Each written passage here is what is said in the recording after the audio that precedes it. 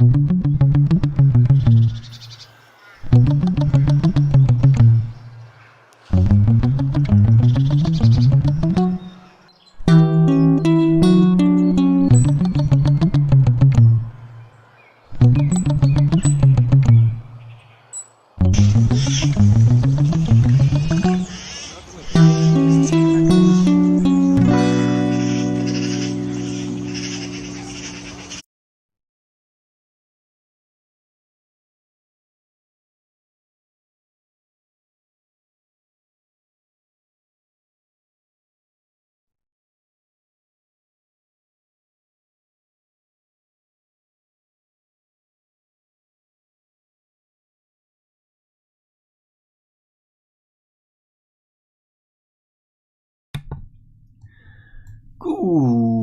morning. Welcome to Flat Earth Early Bird number 1644. I'm your host, Arwin. And before we start the show, please don't forget to share it on any platform you deem fit. And if you haven't already, subscribe to my channel and hit the bell notification so you know when I'm going live, which is normally 1 p.m. Amsterdam time in the weekdays and 2 p.m. Amsterdam time in the weekend. And please also do support me through PayPal and the Patreon. That'll be much appreciated, and you can always use it. So yeah, it's been a while, guys. Please keep the support coming. That would be great. Right. Weather today is, yeah, it's still very nice, but it's like more cloud covered. There's like a couple of bigger clouds, and there's just a lot of haze up there.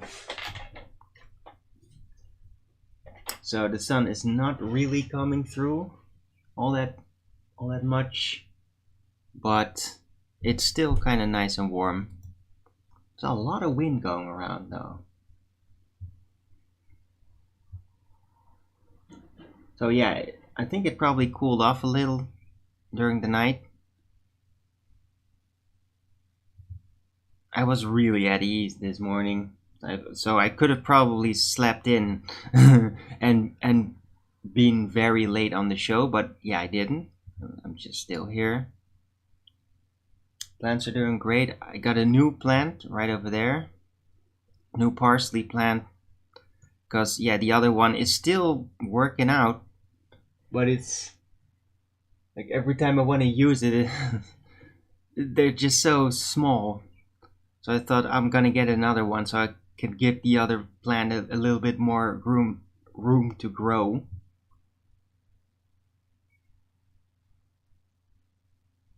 Right.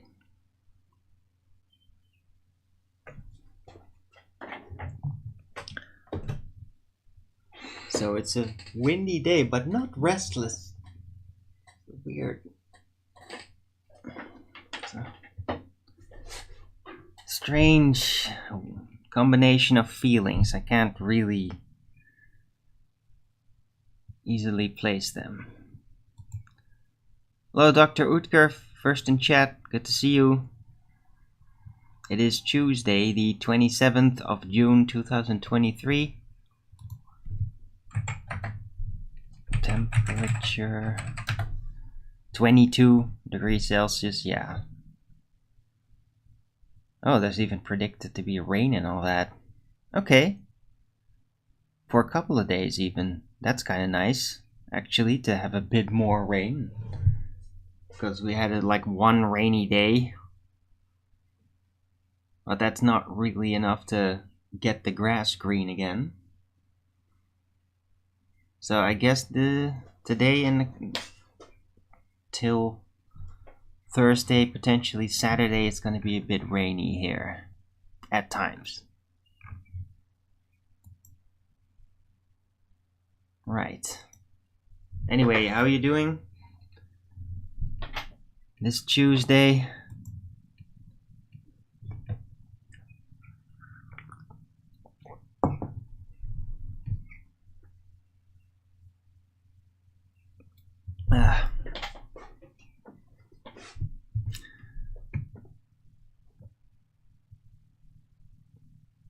I've been like busy again with like figuring out GTI related stuff, and I'm actually like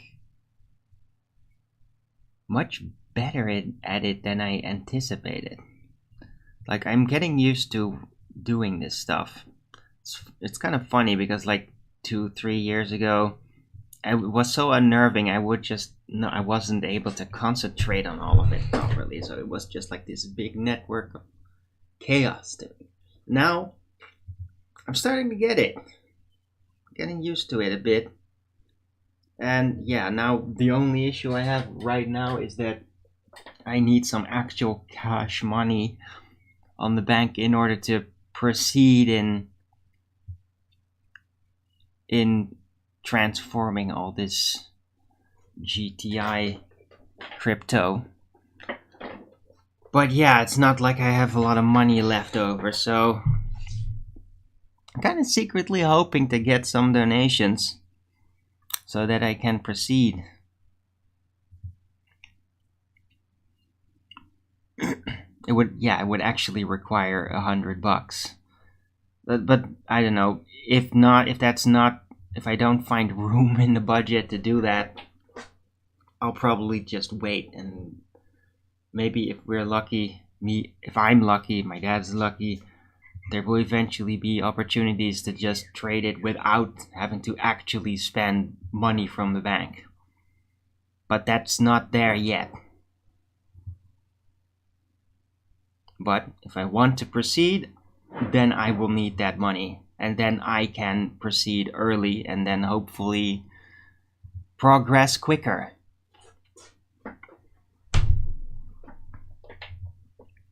Right. Anyway, hello Clutch, good to see you.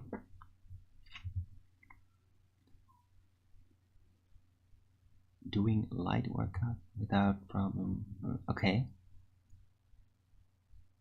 Oh, doing some workouts because you're having back issues. Need to stretch it and all that. Right. It does feel like it is that kind of weather too. But I'm not having those issues. I don't know why.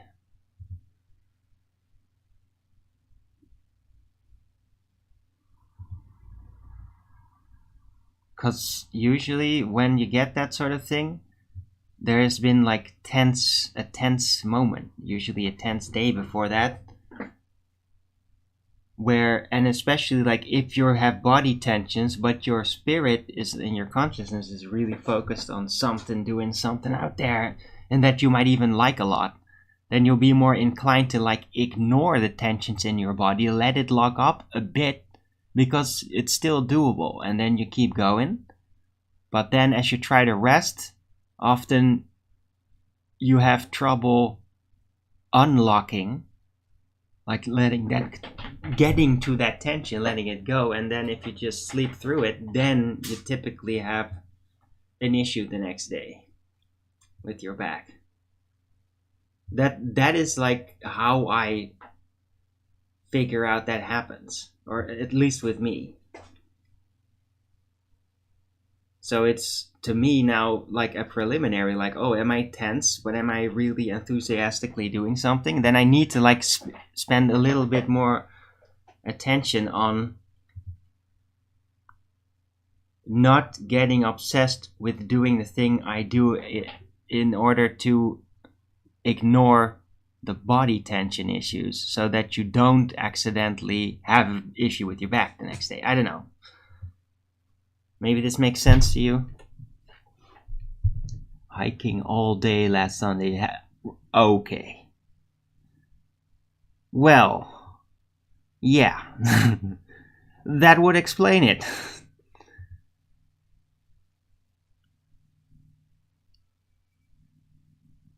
Although last Sunday, that's decompress it. Well, when I have like tension issues or like worked my back a bit too much, because I had to like, I don't know, move stuff or something. Like it usually happens when I have to move like furniture stuff like from my storage. So that's kind of tiresome, and your back is used a lot. But if it then was a bit too much, what I usually do is like take sort of extra time just lying down, and then as you're lying down, that's the best moment for your back to basically naturally stretch, and then like really, I don't know, like massage it a little and just stretch a lot while you're laying down on your back or something. And if you just keep doing that for a while, yeah, it might take up some time, but that usually really helps. I do it actually almost every night when I go to sleep. Although I don't even do it consciously anymore, because it's just such a baked-in routine is that if I have had done things in the day in order to build up tension in my back, I really like subconsciously just start doing those things. It's just like you would normally instinctively shake something off or something. Well, I just start doing that when I go to bed if I got tension in my back. It just, I don't know.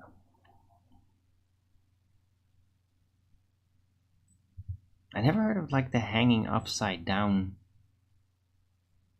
technique. It might work. Oz. Hello, welcome to the stream, by the way. And Richard G too, hello. Yeah, I'm fully stocked up here, especially the rucola.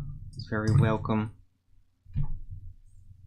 Rucola is also like an anti-slowdown effect, because it really wakes you up.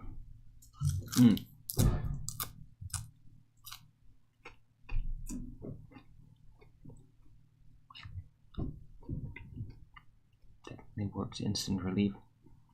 Okay.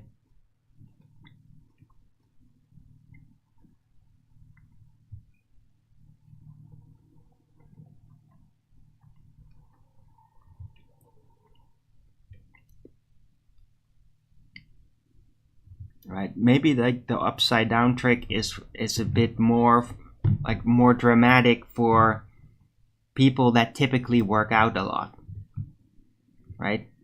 I bet it'll work for those, because I'm not like a going to the gym guy like at all. Like sometimes I feel like fooling around with a couple of weights and that's about it. And I mean, it's not really substantial. It's like 3 kilogram weights, and yeah, that's as far as I go, really.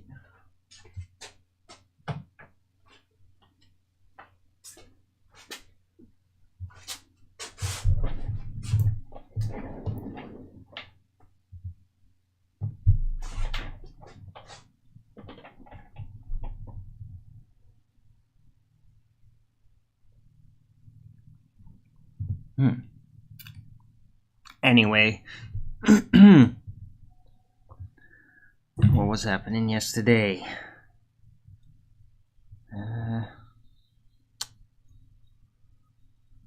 What was it doing?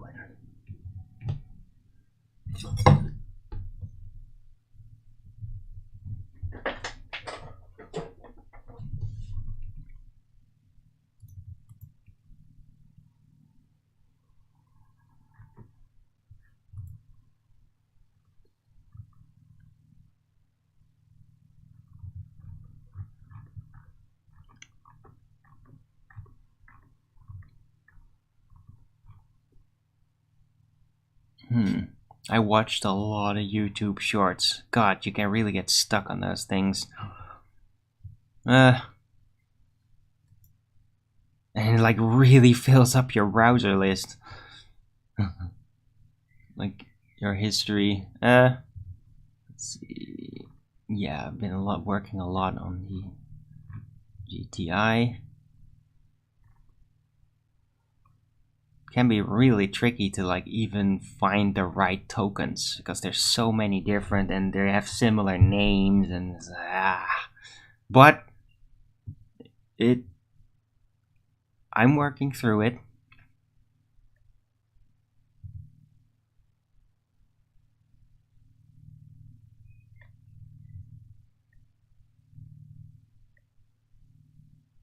Oh yeah, I was there with the Dr. Shiva live stream. And he does actually check his chat, because he even highlighted one of my comments, so that was pretty cool.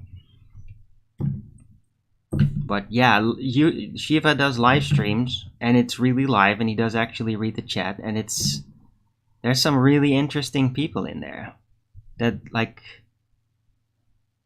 take words very serious. It's like not a lot of like idiot trolls. It's great. It's a good place. I check it out if you guys like find the time for that. Because I mean, I think that Shiva like does streams daily.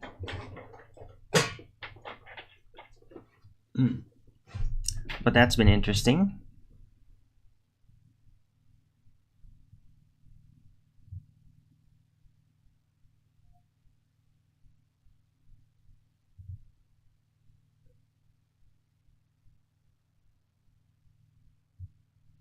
More to it than that. Yeah, I get it, Oz.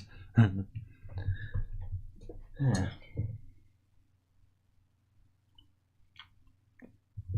just curious where he come from? What? You mean Shiva? Shiva has been around for a while. Like, he was even involved like with the Trump campaign and all that. Like, I knew Shiva was out there. I've known Shiva, that I've like heard of him like at least for over a decade.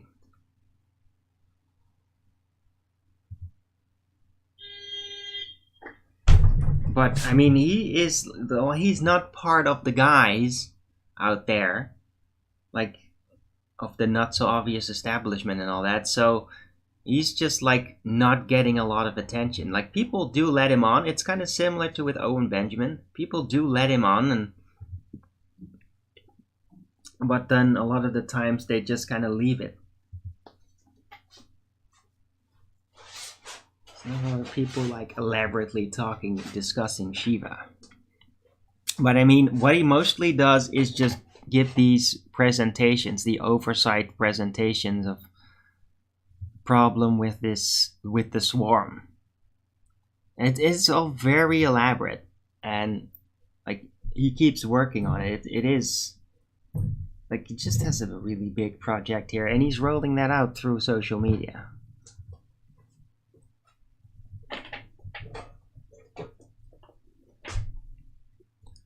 Right. So I do believe that he actually has a pretty good chance to get a lot of traction, at least. I don't know if he actually has a chance of winning the election, because in my view it's very likely that the not so obvious establishment could very easily just use the blatant rigging that the voting system had received the previous time, and then use it themselves, and then like the left, the obvious establishment, would just kind of allow it. Maybe complain about the same things. Like, it's very easy to see that they would use that same trick that they tricked Trump out of his presidency with, and just use that on Shiva. And then the right wins, and then everybody's like, yeah, we finally won again. But it was basically just the right hand taking over for the left hand and doing it the same way. Because that, you can bet your ass that the voting rigging like it happened is not going to be the last time. It's almost like they flaunted it in your face, kind of, because they were intending to start using this more often. That's my opinion on it anyway.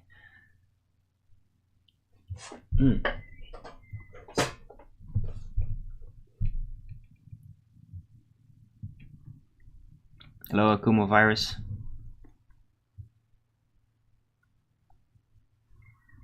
Yeah, also remember, today is the last day that I'm gonna be streaming on this account.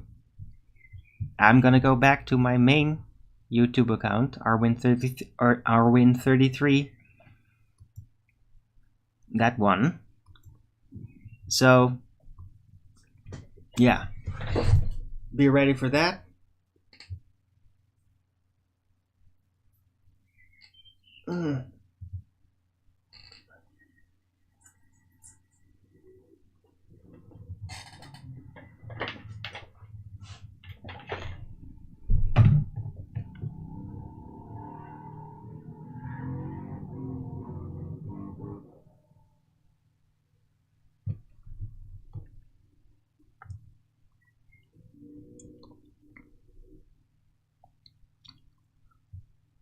Oh, schedule shift, Kumu. Okay, that's tough. Time is flying. Yes, indeed. Oz, but I mean, in this case, it's a good thing, and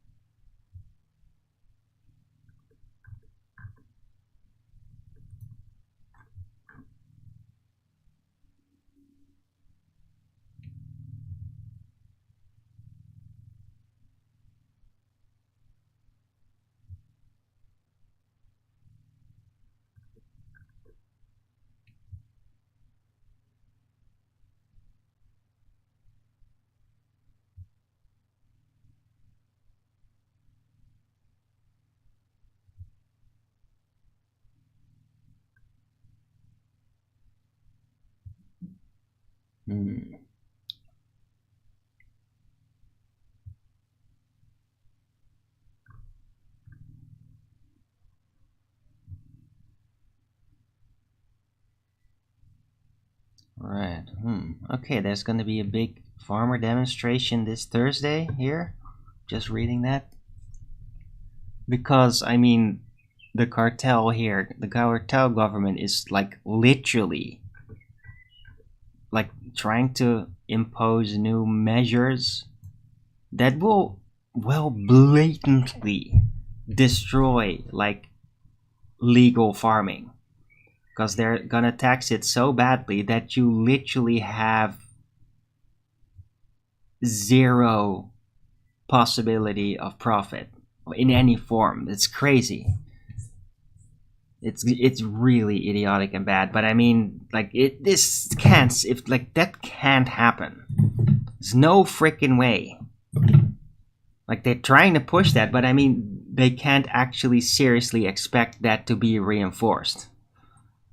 It's absolutely insane. Right? You can't just effectively use bureaucracy to outlaw farming. You can't do that. In a country like the Netherlands, it is truly absurd.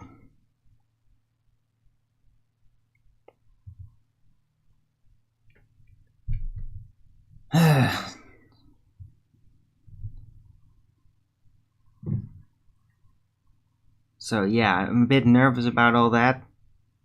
But yeah, I mean, it's like 50-50. I do have confidence in these farmers and the groups here and the Dutch people that, I mean, they're not just gonna allow this all to happen. But I mean,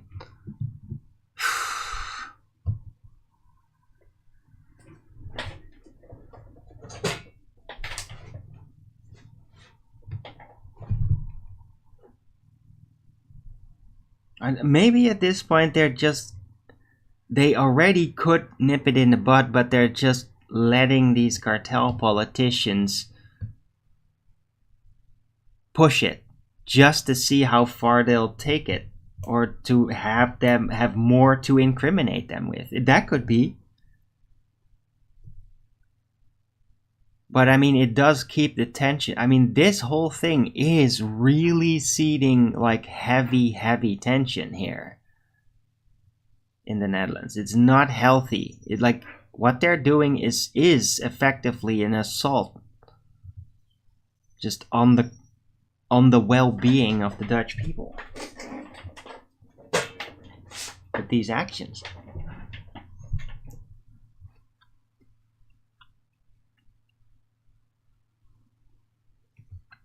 Right, so yeah, there's that situation.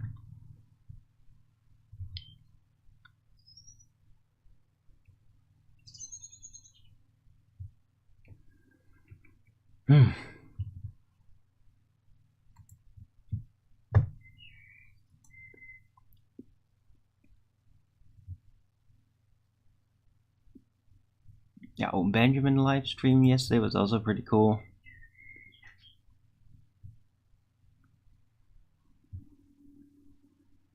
He had some weird theories. He was like getting really fantastical again. His ideas of chemtrails and like what, yeah, he was basically like puzzling on about the sun and like what it could mean. And I was, of course, telling everybody in chat, the sun is holographic, it doesn't have an actual location, we only have angular data. That sort of thing, but it's not what it was about. He was on about how he thinks that the sun is like getting more intense. And he was like esoterically connecting it back to some stuff. Yeah, you'd have to watch it. But it was kind of weird. And eventually he turned it on into a joke like, maybe we should be thankful for Bill Gates for chemtrailing us because it might actually be to protect us from an unusual amount of radiation that's coming out of the sun. Which is kind of physically assumption bias based perspective, but it is kind of like an interesting idea. It's like, is the sun getting more intense? He says that apparently since the 80s, it just got more intense and it looks different. And I don't know about that personally. I really don't. But maybe. I also have a really weird dark world vision related moment that was quite prominent that might connect up with it. That is where in this sort of like Atlas like scenario, like it was about wielding the world. Yeah, really surreal. And it wasn't like, oh, a ball, or it was a bowl. It was a big copper metal bowl, gigantic. It would have been like, I don't know, as big as half this room. So like, I guess 2 meters in diameter or something, a really big bowl, and it was floating like in the middle of the room. And I was there and other figures were there, and they were all black clothed robed figures with special hats, which I didn't really recognize. And it was apparently even knowingly about wielding the world, and there was all kind of energy going on. And it was like seriously surreal and magical. Like there was a magical process happening there, and like somehow it had to do with wielding the world. And I got involved in it because they had like weird hyper esoteric that I just can't. I can mostly feel what it felt like, but I just can't really explain because I don't understand anymore. I understood what it was about in that moment, but I don't anymore from this perspective of my consciousness. And it was something about how the energy within the realm was increasing because of the knowledge was increasing. It's like if you could roughly set it into a system where, and this correlates with what Owen Benjamin was talking about, that if the amount of consciousness rises, like if you see consciousness awakening as like an energy that grows, that the consciousness might be directly equal and opposite in amount to the strength of the sun. So that if there was more consciousness around, that the sun would get brighter. And then there was another weird thing that Owen talked about, and that is that how sun can distort radio signals. So that they might be spraying literally so you can have better, more effective use of your mobile phone, because the sun might interrupt with the signals. That was a good point. Right. So yeah, very interesting idea from Owen Benjamin yesterday on his live show.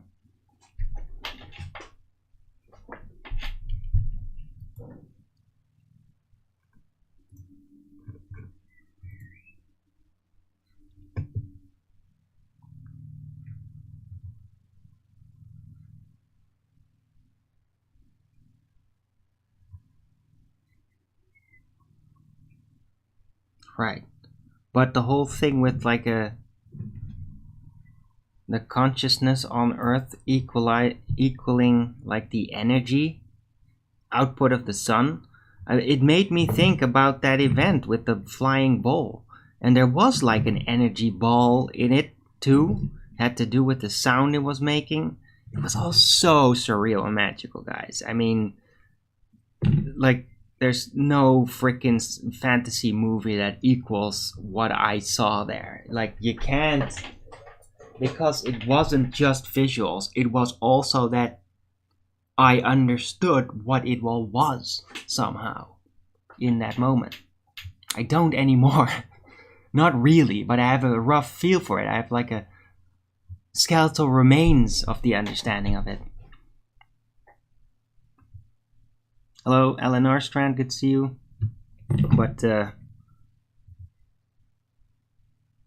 it was about an issue, like the guys that were there, normally wielding this world somehow, they were worried about the energy increasing too much.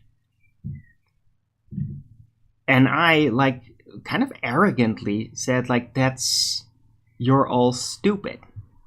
You need to let it increase. Like, but then we can't control it anymore. It endangered something. And I don't know if it was like a control system that was endangered or the actual world somehow. So then they were like, oh, okay, so do that then. So then it's like I let the ball fall.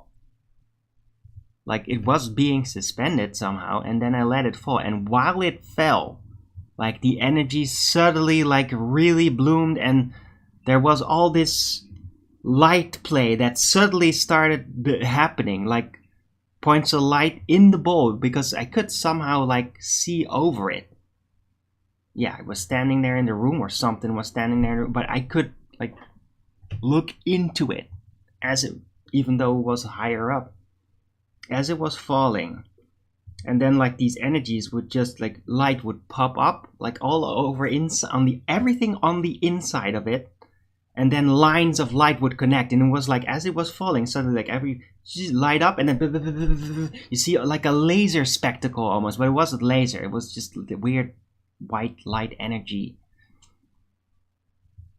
started to, like, get really bright, and then, like, you saw a ball of light in the middle, almost like a sun, like, forming. It was really intense, and it almost felt that it was so intense that it was dangerous, and even though it wasn't physically literal, that it was like, oh my god, this is almost like a meltdown. It, like, you could feel the heat of it. And then I did another thing that was really mystical, and I don't understand it, but I basically, like, collected angels or something from the world, got them out of the world to then catch the falling of the earth ball. And then as they were doing it, it was almost like catching a meteor, the way it felt. and looked from the perspective, like when seeing those angel figures, like trying to catch it. It's like this giant flaming, because it was like almost on fire on the outside as it was falling, and they were like trying to catch it, and it was slowing down, and then a big white flash and the scene ended. And I was always wondering, like, is that the end of the world?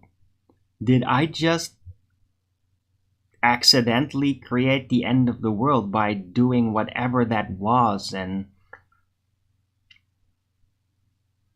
yeah, it's one of those really, really weird, surreal parts of the Dark World vision. One of the early ons.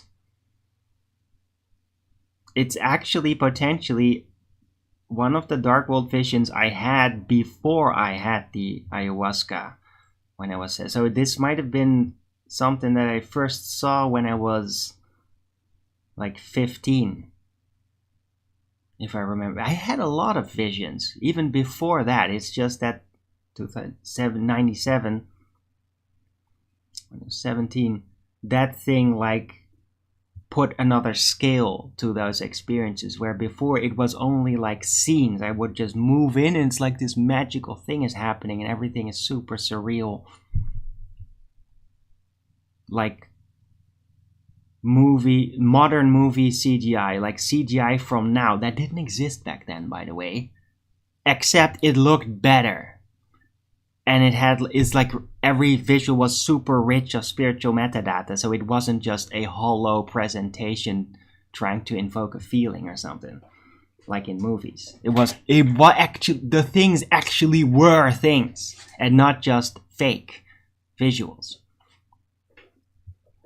But yeah, I would have these types of flashes of the visions. It was just the visions back then. And that happened all throughout my teens and my preteens. Like another one of these pre-97 visions that I had a whole show about like a couple of years ago was about this experience where I basically designed like some sort of bizarre computer screen that was based on pure live electricity. Like actual micro lightning bolts. It was like a screen that consisted of micro lightning bolt visuals. So that it wasn't like LED or plasma being lit up like screens that have super fine detail, but it was much more rough. So it was almost like the screen was actually just like being painted with electricity. And there were video games with that system. So there was like this screen and had this massive machine behind it, because I mean there's literally lightning bolts in the screen. This thick plate of glass in front of it so that you could touch it and not get electrocuted. I mean, the thing was technically hazardous, but you could literally like play a video game, like a basic Commodore 64 era video game or Atari video game on it, and just the visuals would literally be live plasma electricity formation. That was like the way it manifested was like control, but it was all natural forming electric crystallization patterns basically, which is like, and the reason why I designed it and manifested like in this virtual simulation thing pre-97, so this was not because of the ayahuasca, this is because of my brain, right? I'll explain this in the show way back 2 years ago or something, but that electricity and being in the presence of that was physically healthy for you. So it was like a design in opposition to the old glass tubed television, which is kind of unhealthy radiation. Like that was known, it's unhealthy for you to sit behind that, especially if you sit up close. And this thing would be the exact opposite. It's like the closer you get, the more positive influence from all those micro lightning bolts you would get. So it would actually clear you up, cleanse you, detoxify you. But yeah, the machine worked, but they, the shapers, the designers, the things that actually take ideas from people's dreams and then reroute them to the proper place so that people that can actually make those things get those ideas or something, they said it was too dangerous for a household product, which is kind of understandable.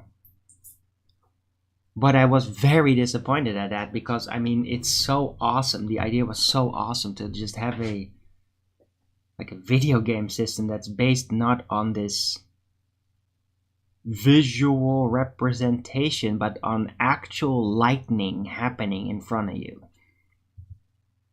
I mean, that's awesome. Right. So that vision is kind of in the same quality category as, well, the really weird one where I was basically dealing with sort of Atlas-like situation with the giant copper bowl of the earth that was being managed from the outside by what seemed like wizards in black. Weird. And I was part of that. It was in all those types of experience, I was kind of like the non-initiated, talented wizard student. That was kind of my position. I was always very young in relation to the others. They were all like older men. I'd say like most of them seemed to have gray hair already. So I'd say they were all like 50 plus. Well, or at least the shape that I took, whenever that happened, I seemed to be more just like somewhere a teenager. It's like between 12 and 16 or something. But they involved me. They did it earlier in literal with a question about Pandora's box. And this thing, that bowl of the earth experience, that were also tied in those wizards. And that's where I got my idea also from. Those experiences from the 6th dimension. Where the mechanisms of the heavens was also, and like almost like a big puzzle box like machine that was representative of that, and that was known, and there's wizards there. And so yeah, I mean, I don't know if you guys can follow me still. It's just getting all super high dreamy, diving back into my dreams. I am really glad though that those memories of those dreams, even though some of them are more than decades old, that they're so vividly there. And then there's the same for the Dark World visions in the bad period, and that part I really regret that I remember that so vividly. But everything before that, they're all very surreal, intense, vision-like dreams that I just vividly remember. I still remember the dream that I had when I was 5.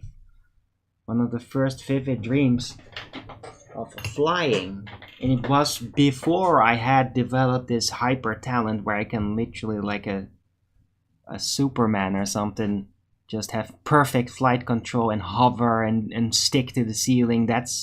I developed that fairly quickly throughout my teens in the dream world. But when I was 5, I didn't have all that, but I learned to like fly, take off like an airplane. With my brother, who was also in that dream. And I was very little still.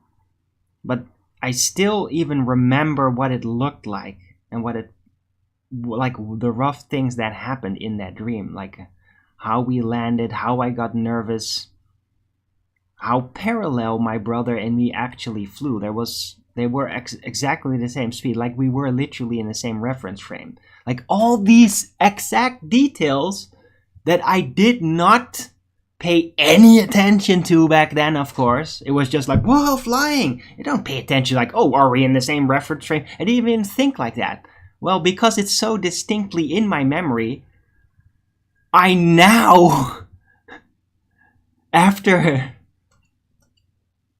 38 years, remember those details about that dream when I was 5. Because it's still so vividly in my memory, and I can just look back and now suddenly realize other details that were always there that I never had the mind to see. And that's fascinating. Like, that's extra fascinating to me.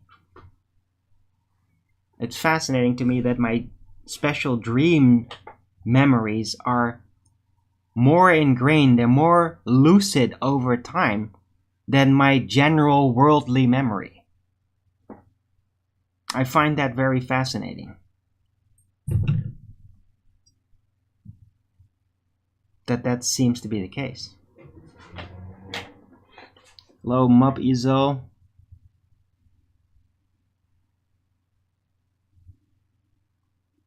Am I bringing you all into a trance? Are you all starting to dream now?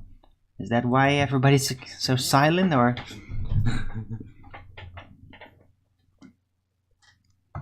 I mean, it's bound to happen. If I'm going to talk about these things, you're probably going to get distracted and think back about dreams and stuff, so I'm not holding that against you guys.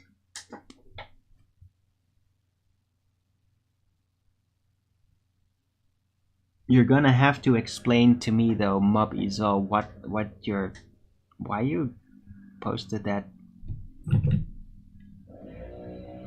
sleeping smiley with a half-torn flag? Like, what is that supposed to mean?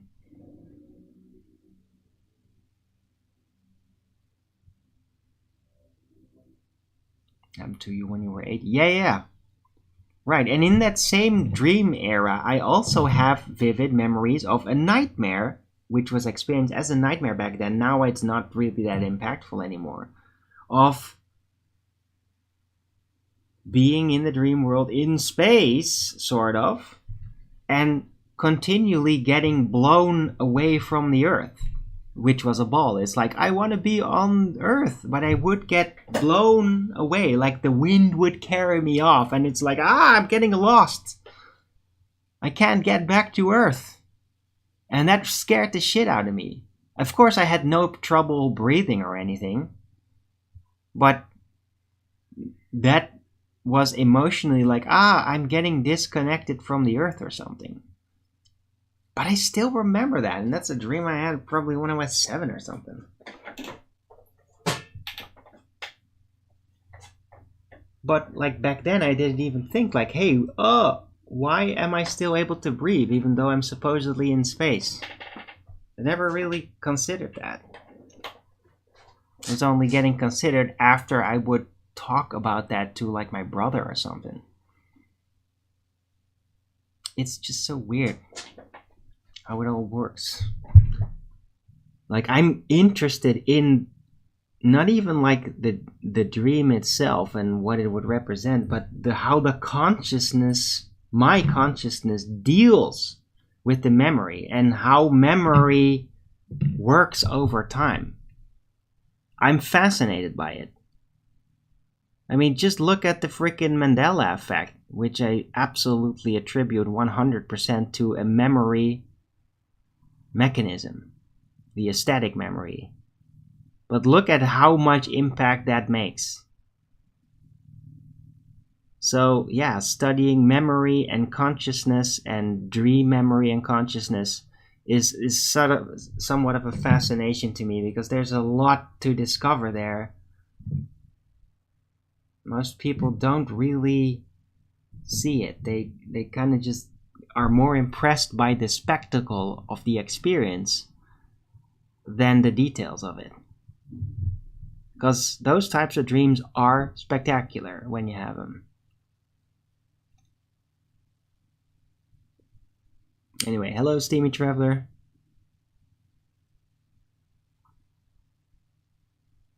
Memories of a demonic leprechaun. Ooh, okay.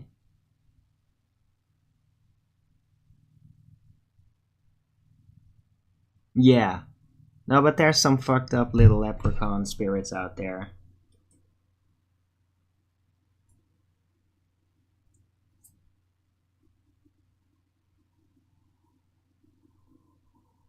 But, I mean, as a little kid, I was still very protected spiritually.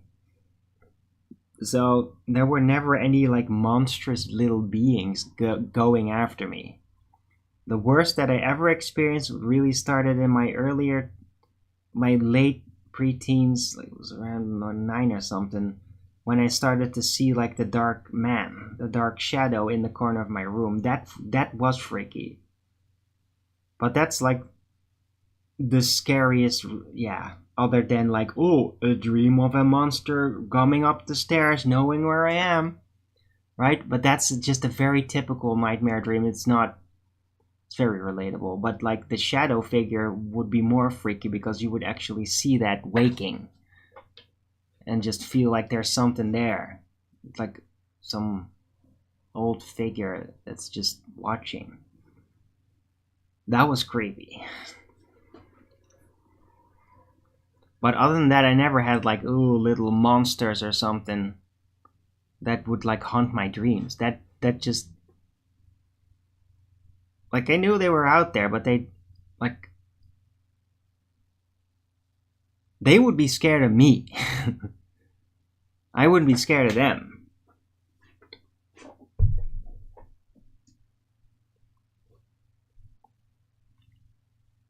Because even especially in my dreams as a kid, I just had all these magical powers that were just so default.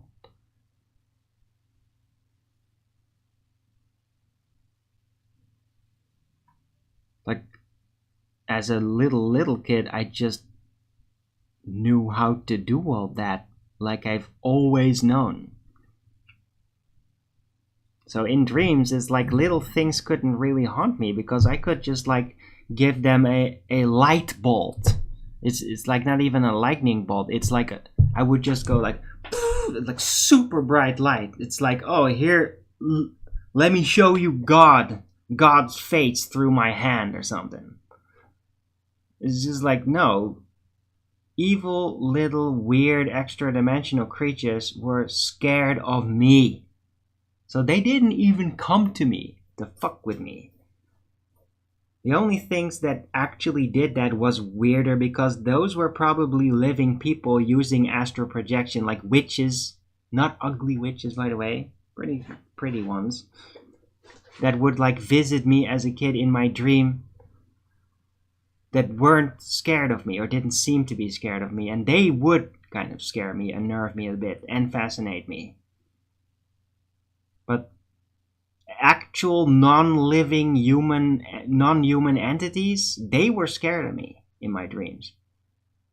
Only the witches weren't actually humans because, well, and they would scare me because, well, even in their spirit you could just feel like they know more, they're more grown up than me.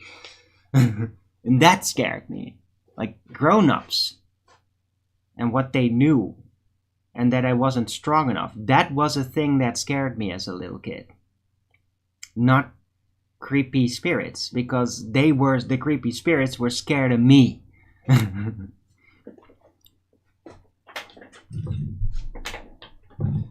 Anyway, yeah, my life was kind of surreal. And hey, this shit technically happened all the time because I was a dreamer. So all these things I'm describing now was basically what was happening when little Arwen was. Ah.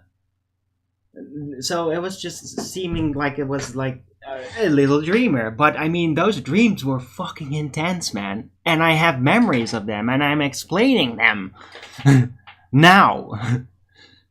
How funny is that? I mean, those things took place when I was just like a little kid, like.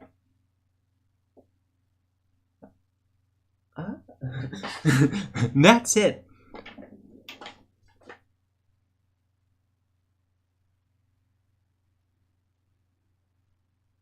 Right? You probably recognize the look of that. Because little kids, very little kids, like toddlers, and before that, like they have a lot of bizarre dreams, and they kind of look like that. They kind of look like they're tripping when that happens, and it happens purely naturally. It's all from the pineal gland that just starts to work and shit naturally. And that happened to me a lot.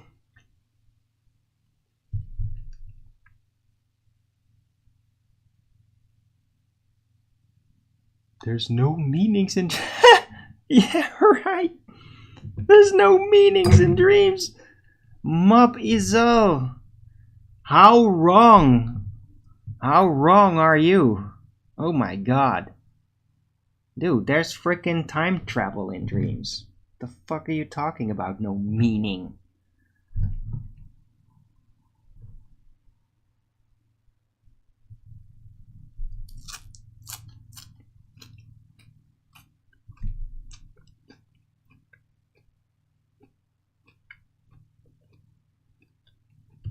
Yeah? I mean, oh yeah. I dreamt I met my future self. It's really scary. I didn't want to talk about it. Then, 20 years later, I realized, yeah, that was probably me. And then I go and do that action. I go to my younger self and say exactly what I said then, even though I realized that, yeah, it wasn't very effective because I already knew what was going to happen. So it was almost like a Cassandra-like situation, but I wanted to do it anyway. And yeah, but there's no meaning to dreams, right? Yeah.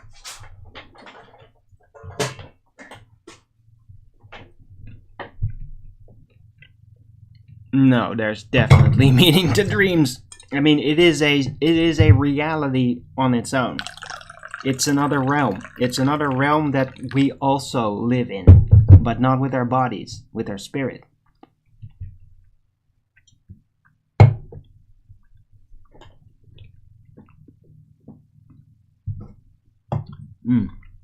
I gotta start chowing down this Illuminati croissant.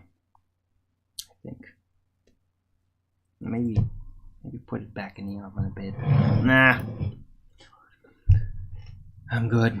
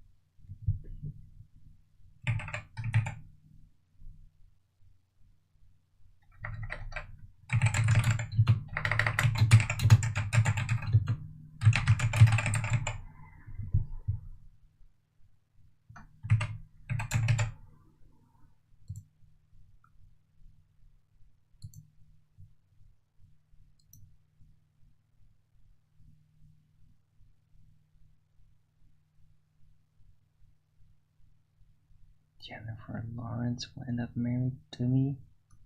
No.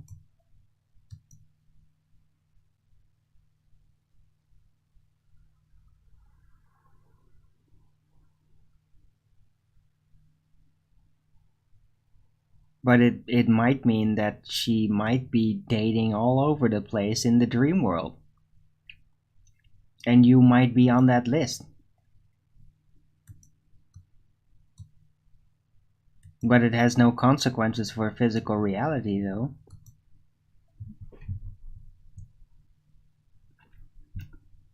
And are you even sure that Jennifer Lawrence in your dream is actually her? Or is it merely a simulacrum that you created based on her? Oh, you never thought to think of those details, did you? Because it was kind of a joke question, wasn't it? Logical conclusion. Yeah, yeah.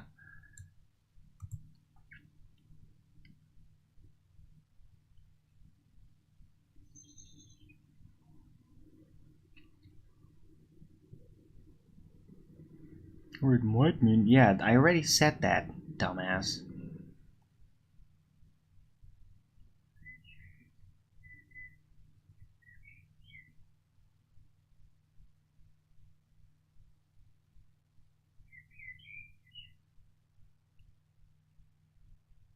Your point exactly.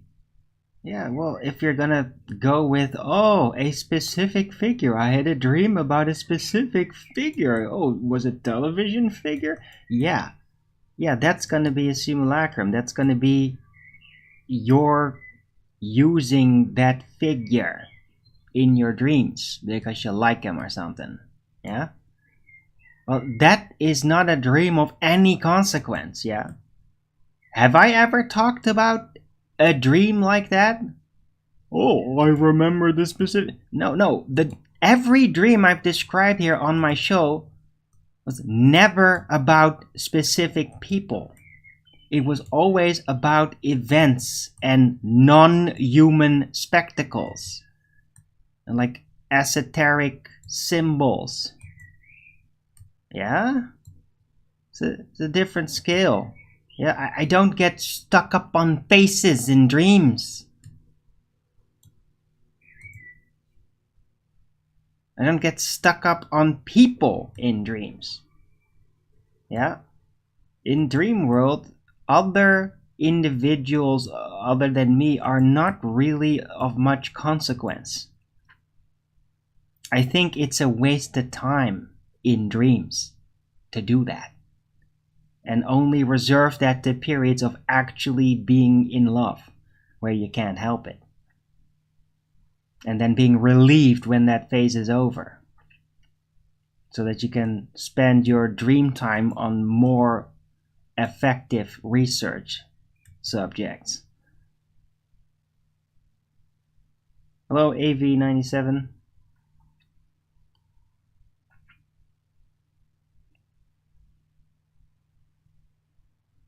There's a delay in me. No, logical conclusion. There's no delay in that. Yeah. No, the chat's quite instantaneous everywhere. So I get to see it before you get to see what I talk about. Yeah, there's a delay for the video slightly. It's just a few seconds though. Like 2 or 3. It's not that much.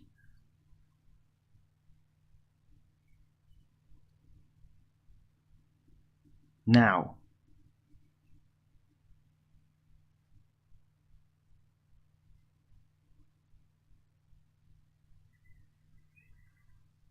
See? That was 3 seconds. 14 seconds? No. No, you're just behind on the stream. Logical conclusion. Maybe you should refresh. Make sure to scroll the bar to the front. Because my video definitely does not have a 14-second delay.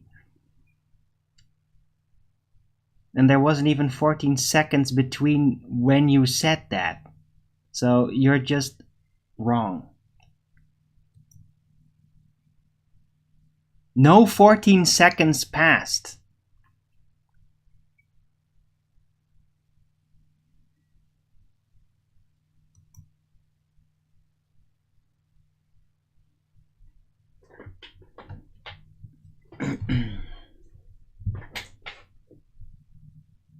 Where a variant of ourselves lives? No. There's no living.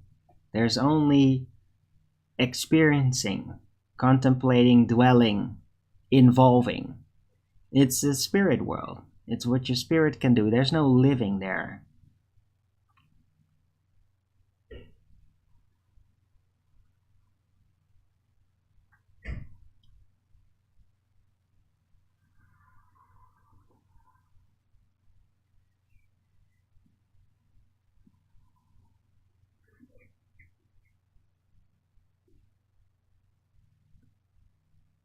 agree with Moxie? What do you mean, Moxie?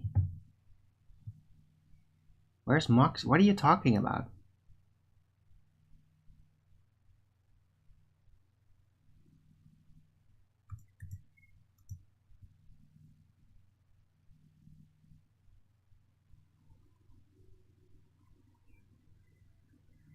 Who's Moxie?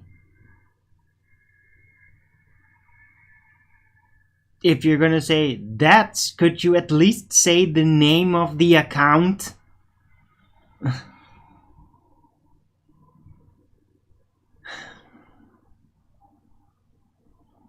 Lazy bum. Where? There is no. Who the hell are you talking about? Oh, Mup Easel. Yeah, thanks. Okay, that's Moxie. Whatever, man. I don't care.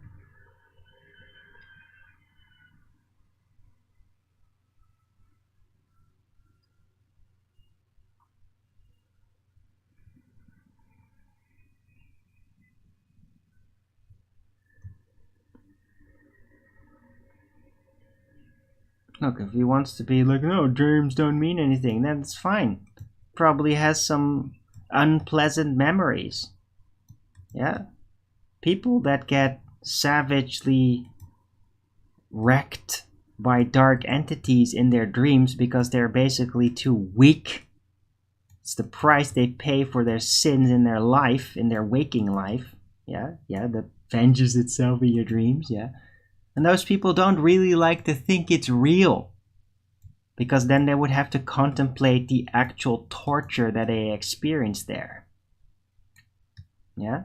So of course, oh, it's not real. Yeah, we know. Yeah? We know why that is. We know why you think it's not real, because you don't want it to be real. Because that would have some kind of implications that would kind of take away your freedom to be whatever you think of, whatever you want to in the moment, and to actually realize that there's consequences to things that you do. You don't want that to be real, do you?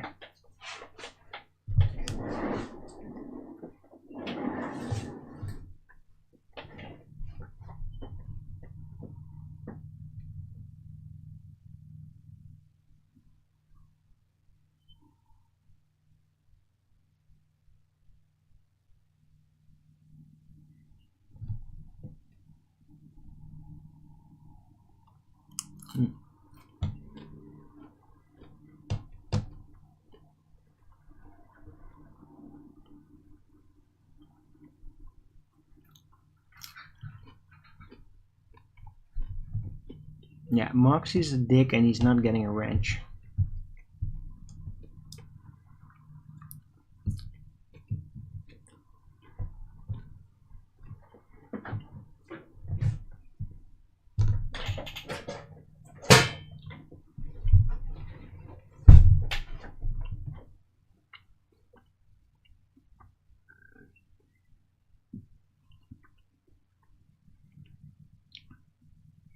Your revolution, no.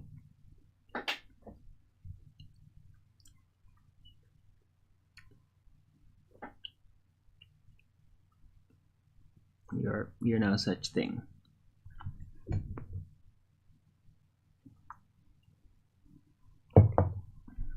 Hey, Tarek 306, good to see you.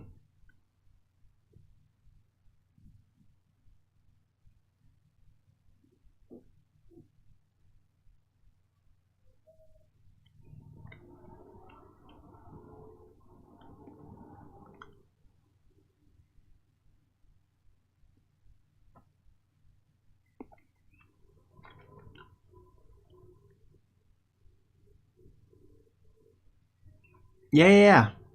Indeed, Tarot. Yeah, glad you were there. Yeah, it was pretty cool. And he is very merciless. But he's got a good point, and I feel that. I mean, you could pretty much tell what Trump would do if he actually got the seat back, if he got the win. And I got a good suspicion as to what Kennedy will do if he wins. And I think Shiva's really on target with all that.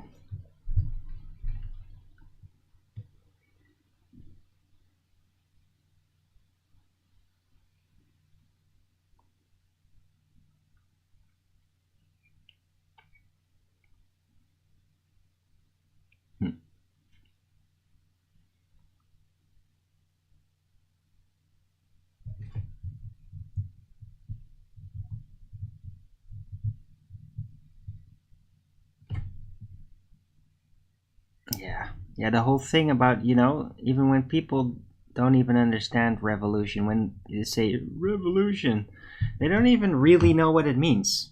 What they think is a revolt, a protest, but a revolution is technically a revolving. That means taking over the power. That means taking over the government, right? Fulfilling that function, replacing the old guard, that's a revolution. Yeah, you don't even know what all of that is in order to be able to replace that. So every time somebody says revolution, they're usually just a retard, because I'm a revolutionary. Oh really? So you're going to rule over us? How are you going to do that? You don't even know what they do. You don't even know what the government does, what those people do.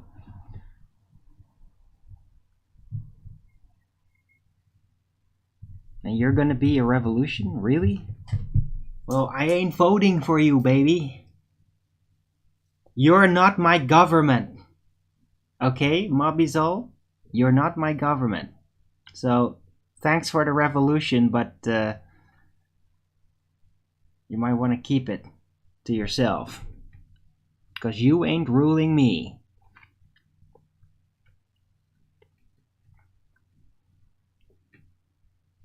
Oh, you got on the Bertari app? Oh, that's awesome, Flatter Sage. I'm glad that worked out.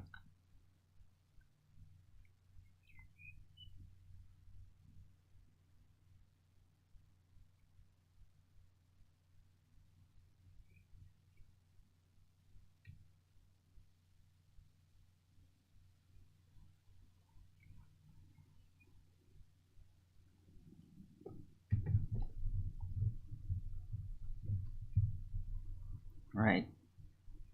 No, but Shiva is an actual revolution. He could really revolutionize the system. Get rid of the old shit. Because he's not gonna use the old guard. He seeks to actually be a revolution. An effective one. And I think he can do it. Yeah, Mob Izol is not one of them. You're no freaking Shiva, dude.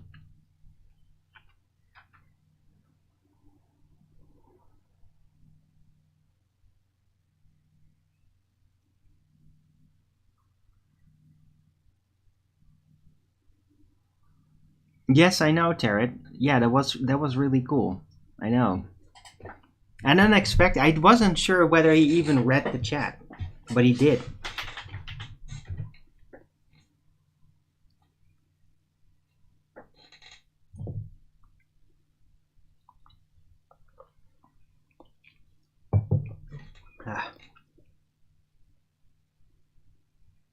Right, but cool to know you're watching too. That's awesome.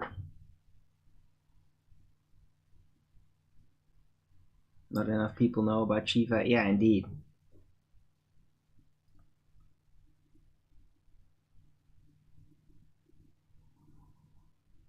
But yeah, you can help that by basically spreading the word. Take it serious. Realize that he's out there, he's doing stuff, and bringing it to people's attention. Like, oh, you want to know what's wrong with the system?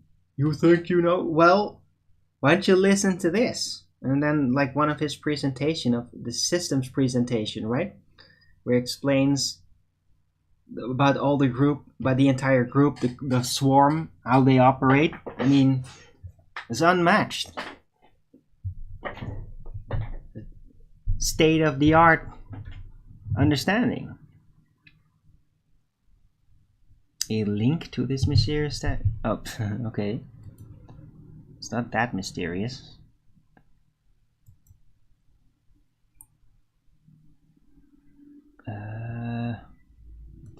Switch accounts again.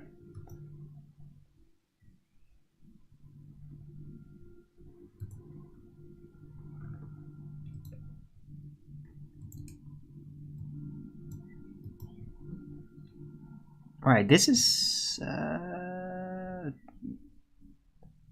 yeah, this is just that presentation. This is the presentation I was just mentioning, by the way. You could literally show them this video. So this is Shiva's channel with that specific presentation. He does a lot of streams, live streams. So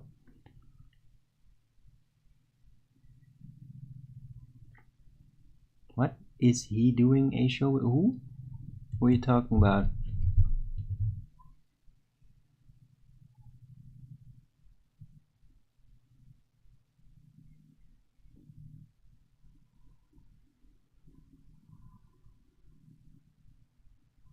Yeah, I'm sure you do, Moxie. And hey, if everybody's fucking retarded enough to give you one, then they deserve the shit you're gonna cause them. Because you're a fucking scumbag. And I am going to kick you out now, so fuck off, scumbag. Rot in hell.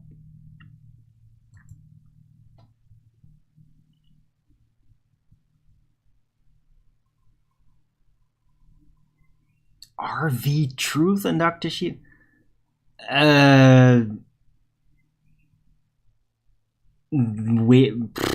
Well, maybe. I guess maybe that could be. But I mean, RV is a bit far off, probably. Basically, like a giant rumor mill. So I don't know if Dr. Shiva really wants to get on his show. But I mean, maybe he does. Maybe he doesn't give a shit. Maybe it's just like, oh yeah, sure, whatever. I don't know. RV Truth does have a crowd.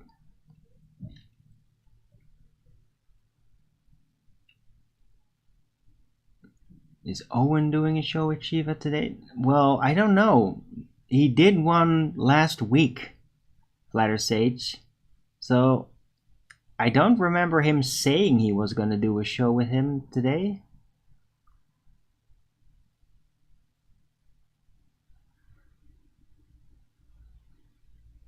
Maybe. But that would be like a little bit soon, wouldn't it?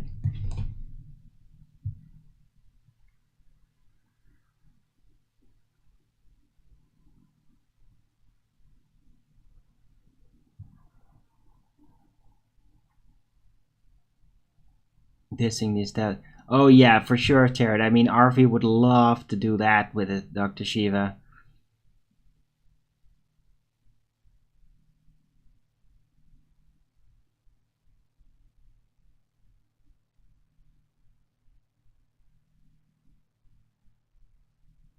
Hey, LSG, good to see you.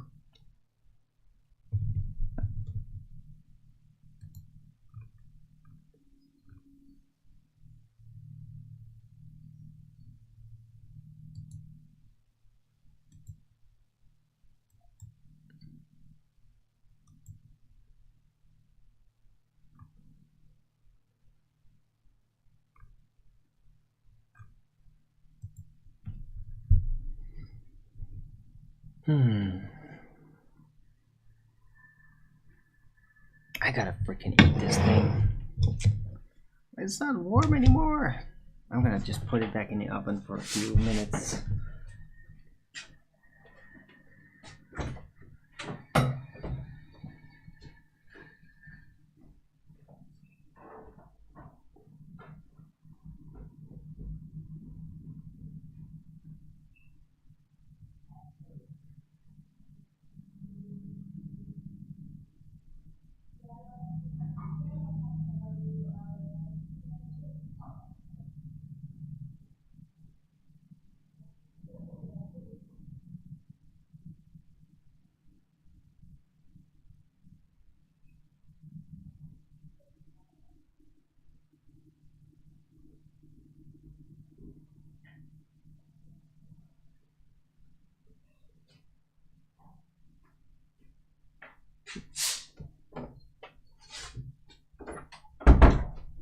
All right.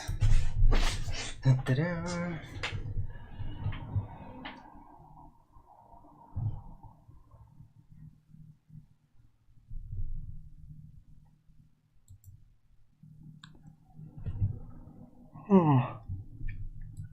Haven't even touched the gusto. That's weird.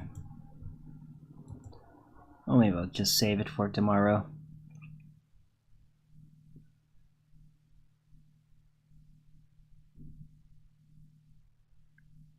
Yeah, Tarot, I know. That's not the only joke he made. He's continually made jokes about that. But he's now also saying that he's like retracted. It was kind of weird yesterday, saying that he was gonna retract all those things. But he said, Owen said that he suspected RFK to actually be like on testosterone therapy. That he might be like extra sensitive because of that. It was weird. But I got the feeling that like he's not really done with the jokes about RFK just yet.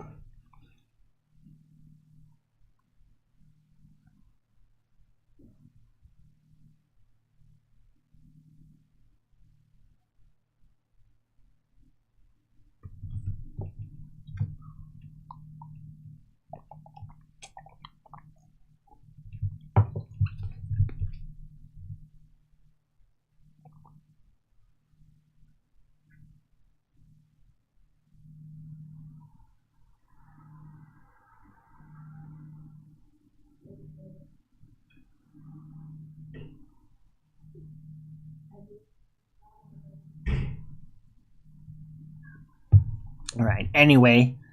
Yeah, we got another half hour in which I also will be eating an Illuminati croissant as soon as it's warmed up again.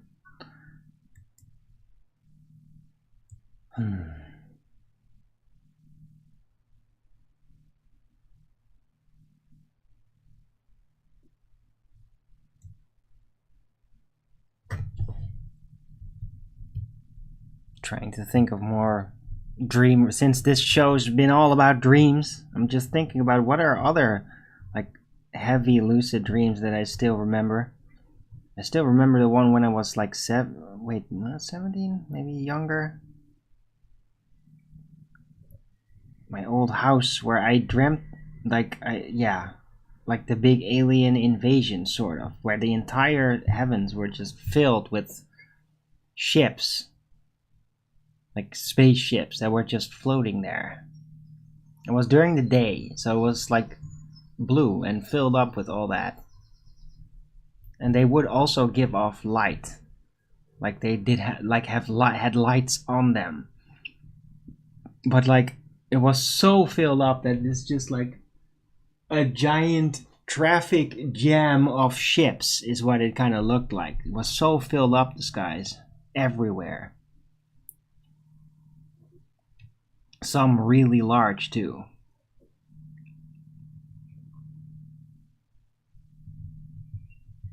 I still remember that dream.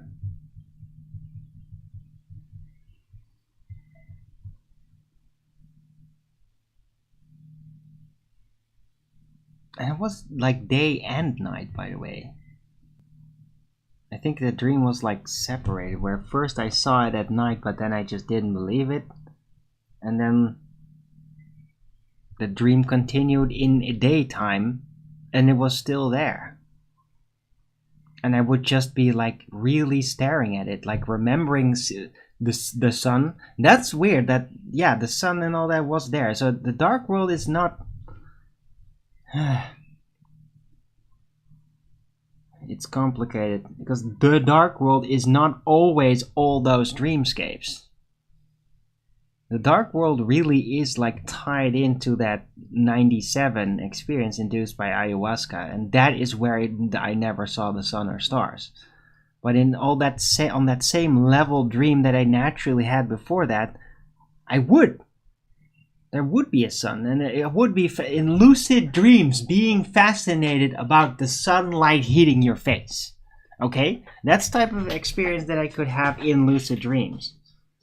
It's so weird because, yeah, it's in the middle of the night, but you're in the dream and you're literally outside. It's bright, it's hot, and you can literally feel the sun on your face. I mean, that's pretty remarkable for a dream experience.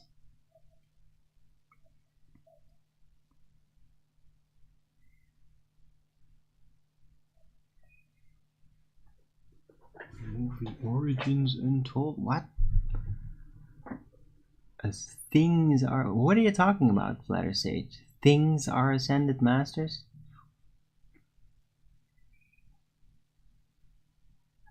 What do you mean, those things? Load JTF 2023.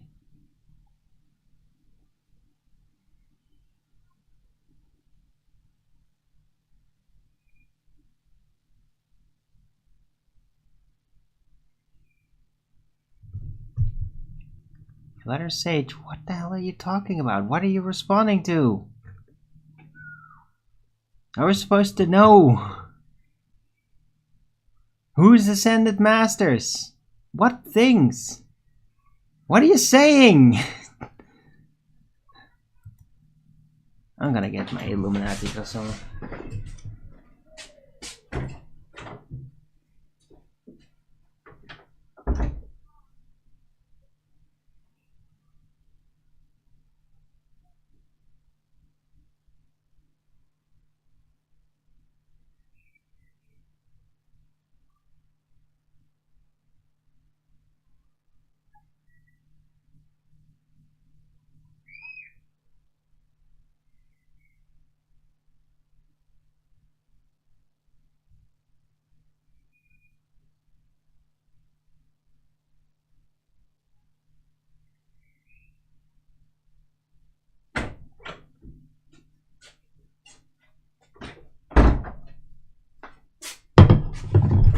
The UFOs. Oh, okay. UFOs. Well, there's a chance that the holographic UFOs we see, the non-metal thingies, are like spirits. So they might be spirits of ascended masters. They might even be dreaming figures, like astral projecting people that manifest in that sense, like a holographic. It could be that.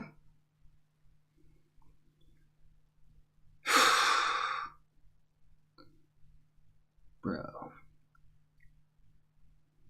Wanna hear some freaky shit connection? There might be like a homunculus and UFO connection. Yeah, I said it. With the homunculus, they said like, oh yeah, it has to require a spirit, like a disembodied spirit.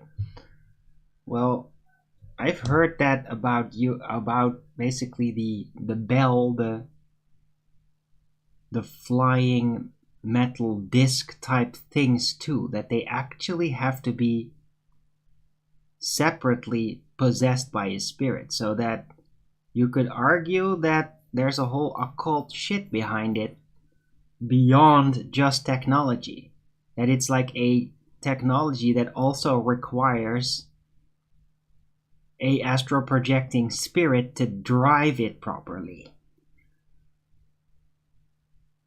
Yeah. Which is kind of like a homunculus effect. So that would make the flying discs into technological homunculus. Or rather, like an animated object.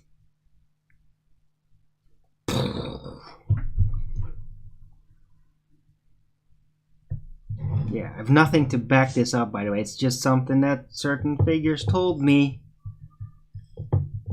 And I was blown away by that. Didn't really believe it. Or, well, was just blown away by it. Didn't even not believe it.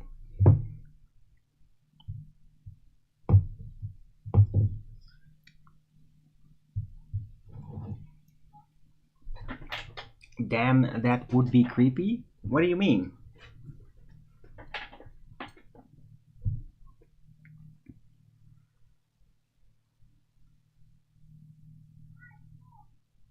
You think it's creepy that a shaman could possess a vehicle that's specifically designed for them to do that?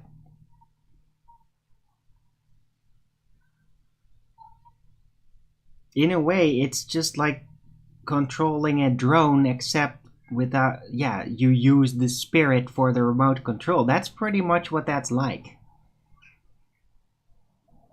I'm not saying that they would like necessarily have to die to do that. Could be, but maybe it works temporarily. Maybe it's like, oh, they just have the UFO, okay, we have to do this, so get the guys together, meditate, then it operates for like an hour, and then they have to power down again because can't hold on, the meditation can't hold on for that long, it's too draining or something, right? Who knows?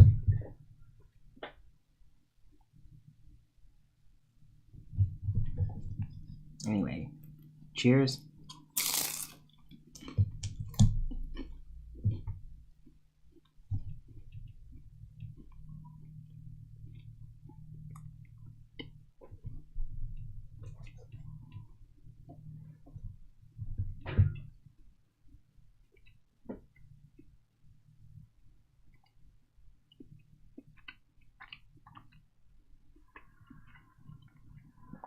The Homunculus and UFO connection? Right, but I mean, just look at what a homunculus really is. What makes it so special is that it's like sort of animate, but without a soul, based on non-living matter. That's the real fascinating part.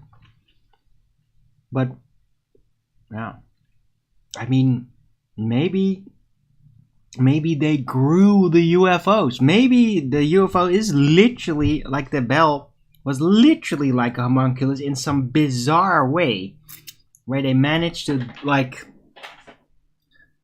alchemically put a bunch of stuff together, would be quite a bit, and then like this thing just starts bubbling up and growing, and it literally grows a UFO like a plant.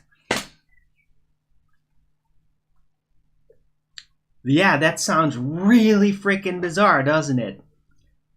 But maybe that's true. Although, yeah, you wouldn't like find bolts on a UFO like that. It would just be basically one solid metal piece.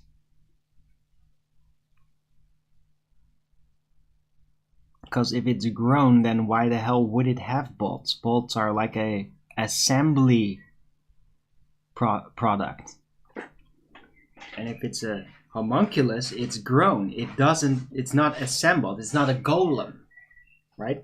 Which is another option. UFOs might be golems, like they construct it and then insert spirit to basically steer it. It could be that too.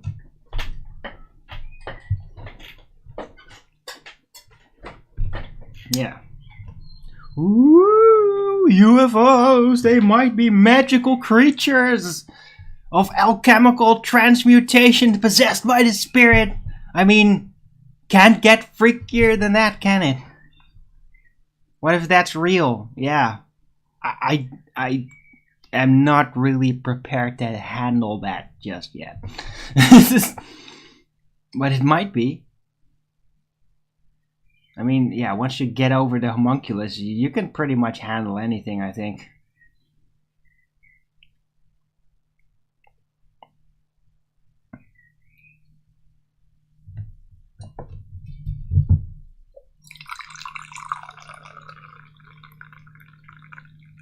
But in a way, it's kind of cool idea too, because if those UFO flying things were actually like homunculus, then maybe they are possessed by like good people. Maybe they're like the new form. And it really hooks very weirdly, by the way, into like this new age idea of like, oh, the UFOs are here to save us and they attack the nuclear weapons and disable them. Yeah, those don't really exist though. But I mean, yeah, if they're not just vehicles for a bunch of humanoid figures, but they're actually like as possessed by a spirit, then by what spirit? What spirit is possessing them? Are those a bunch of like old Nazi related shamans that sacrifice themselves for that to become those UFOs, or is it just something that you just need a couple of meditating people to know how to like temporarily control it? Like, it's like, yeah, instead of using their radio remote, right, you use a monk that's just like meditating, okay, and you just do it like, I don't know, man. But it could very well be that they're literally like animated objects infused with the spirit of the living, temporary or permanent, right? I don't know. But it's weird. If it's like a permanent thing, people sacrifice their lives to become those UFOs, well then the UFOs things will have a will of their own. It won't just be robots that do however the people occupying them command. They will be their own entity, and that could have a lot of bizarre implications, including like they could rebel from a regime. There could be like UFOs that were possessed, shamans that sacrificed themselves for that, to possess them for the empire or whatever, for their homeland, or to like prevent the Nazis from slaughtering their family, blackmail. I don't know. It could go all directions like that. But that would then infuse themselves in those vehicles and then rebel. And like, what the fuck are you going to do, you stupid Nazi? I mean, it's a flying thing. It can like bend space. It can like warp. What are you going to do to stop it? Nothing. It would be literally like a spirit possessing an out of control technology that's like that you cannot handle. That could have happened. There could be breakaway UFO Nazis that are literally like possessed by rebellious spirits that rebelled against it, that might still be around, that might still be doing stuff, trying to find a purpose for their existence, trying to fulfill like an angelic role even, perhaps. Because what else are you going to do?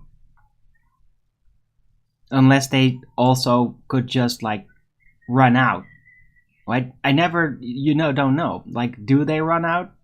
If you'd sacrifice yourself to become a spirit to possess a UFO, would you run out of energy to do that? Or is it like eternal? Are you eternally locked in, or until the UFO is destroyed? How does it work? Right. I think I'm throwing a lot of food for thought in all of your directions right now.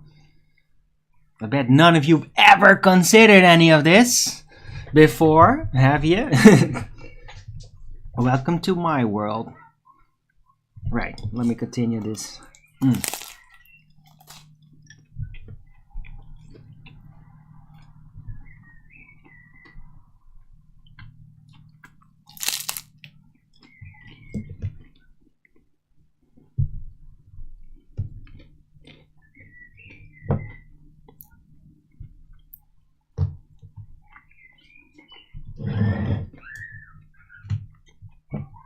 But, no.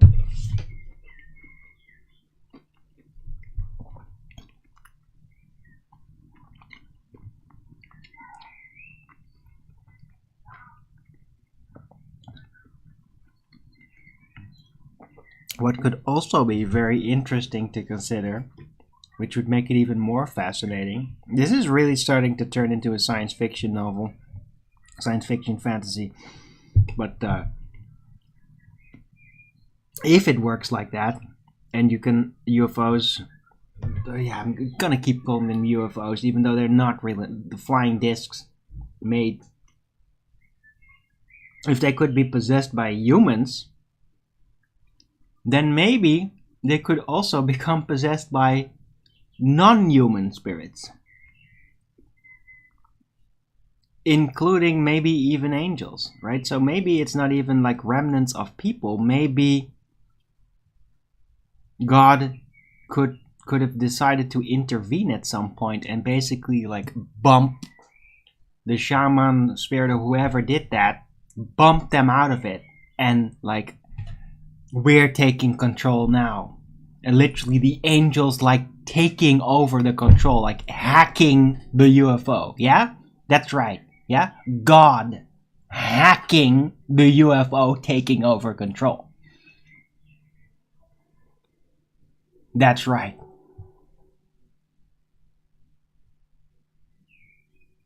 Wouldn't that be fascinating? Right? So who knows? Maybe a rebellion of the disembodied spirit that no longer agrees that whatever with the empire, or maybe like they were just like bumped, like suddenly they're like doing their thing in their spirit realm, doing the UFO task, and suddenly it's like and like this angel just comes in and like, yes, you're released from duty, you dissipate, and they just take the seat, and like now the shaman's not in control, now literally an angel is in control. That would be freaky, man. That might have happened too.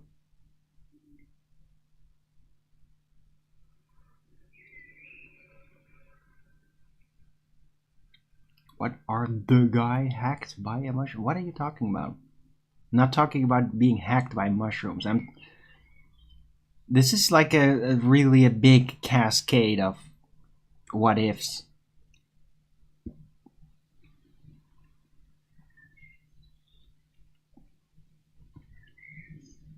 Right? But I don't know, maybe, yeah, maybe you could take a mushroom. Maybe you need that mushroom or whatever, hallucinogenics, to be able to possess the UFO, to control it. Who knows? Maybe, but I mean, once you're properly ingrained, it's probably not easily hacked away. Right? Because you wouldn't have a very effective device if just some random dreamer, the bum that happens to eat a mushroom by the side of the road, just by accident takes over control of the UFO. I mean, that's not a good technology then. It shouldn't be that easy to just attain control. I mean, an angel, sure.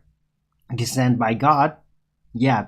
I mean, it's logical that they would be able to do that, but not just some random person eating a mushroom. If it was that prone to being taken over in control, that would be dangerous.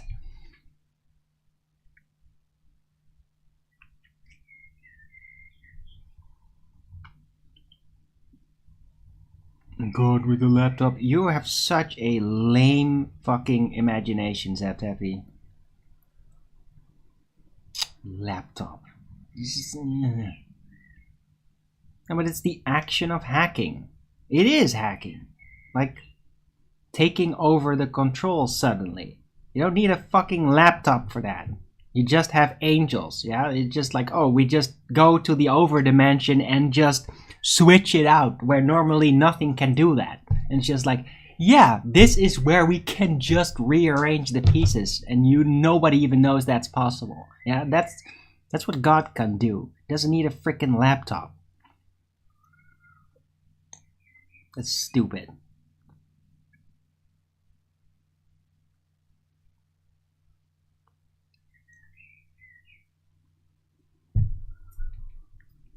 I don't know. Maybe you guys aren't really following me anymore. Maybe it's getting too weird.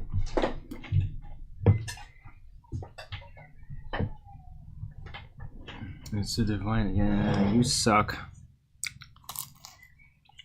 What? Are you saying that God uses a divine segue too? When he arrives? Oh no, it wasn't a chariot. It was actually a Segway. With his Google glasses. Or his Oculus. What? Dude, fuck off with your stupid modern shit. Yeah. God doesn't ride a Segway, and he doesn't use a laptop.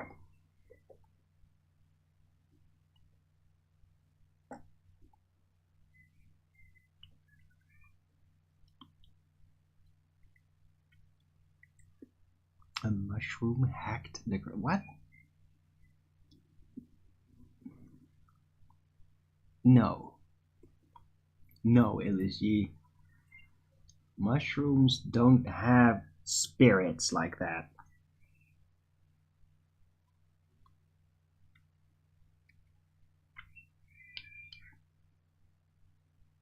Spirits of mushrooms and other plants, they only have the capability and will to grow life.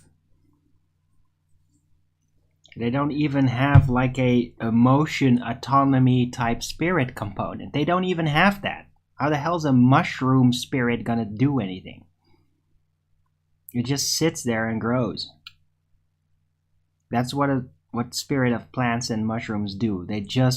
They're preoccupied with growth, not with autonomous motion. Like they wouldn't have the understanding for that.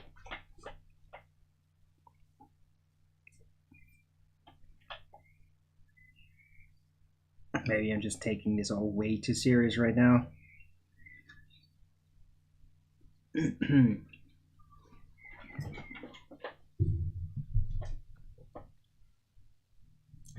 Okay, yeah, I don't care. Get out. Get out with your stupid bot questions. Done with that, yeah? I don't know what the hell that is. It just keeps happening. I don't want to know about your random fucking pointless event that happened somewhere, yeah? Don't tell me you saw something random happen somewhere in a place that I don't know nor care about. Yeah? Don't fucking do that. Get out. Why don't you talk like a person and not like some AI generating content bot?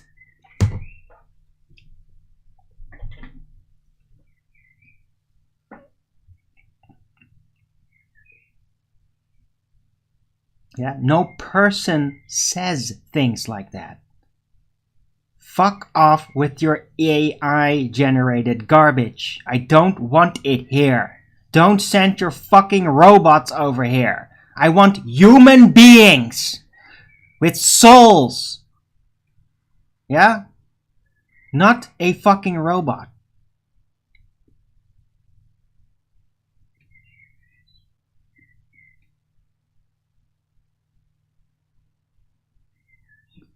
Mushrooms are technically immortal. No, but the mushroom isn't even the plant. The mushroom is just a flower. And all flowers wilt. But it's the fungus that is technically immortal. That's correct. But that's not the mushroom. The mushroom is the flower. And it doesn't really have a spirit like that.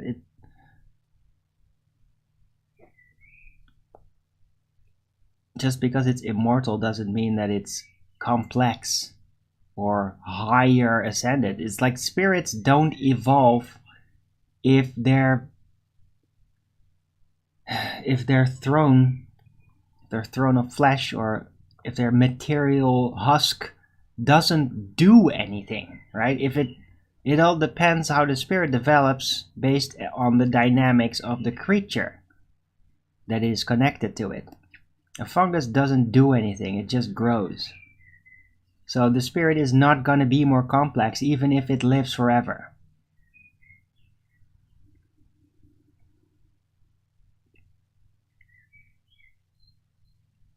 Anyway, I'm gonna round out the show. It was a weird ass show today. Lots of dreaming stuff, and didn't expect that whole homunculus UFO thing to roll out of me. But I mean, it sounds really crazy, but it's really worth considering. It's something that's been kind of in the back of the mind, kind of scaring me. The idea that, like, yeah, there might be people that literally ritually killed themselves to literally become the spirit steering a mechanical device like that. Crazy. Scary idea for me. But yeah, I rolled it out today in association with the homunculus and all that, and now you got something to think about. And so will I. Well, I already did, but now more overtly because it's out in the open now. Anyway, thanks everyone for coming. I hope you liked this show, even if it was a bit weird. If you did, then please don't forget to Rogans it up. And if you haven't already, subscribe to my channel and hit the bell notification so you know when I'm going live, which is normally 1 p.m. Amsterdam time in the weekdays and 2 p.m. Amsterdam time in the weekend. And please also do support me through the PayPal and the Patreon. It'll be much appreciated. And yeah, I really want some support again. I mean, please keep it coming. And that doesn't mean like, oh, we can just wait a week altogether. Like, how about not doing that? How about keeping it coming? That would be great. Keep me afloat. Right, anyway, I'll be back tomorrow with Flat Earth Early Bird number 1645 on a Wednesday, and that will be on my main channel, Arwin33.